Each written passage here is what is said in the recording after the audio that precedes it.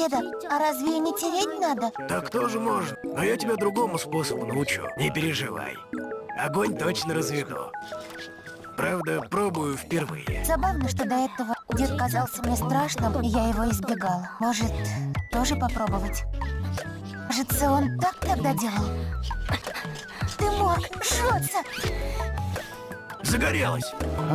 Ух ты! Хочешь, попьем горячего молока? Да, вот же, а? Это я что?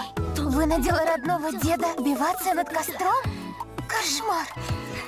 О, снова дымок. Давай же, не сдавайся! Руки сейчас отвалятся. Ну где же огонек? Он как дым валит вовсю. Зажглось.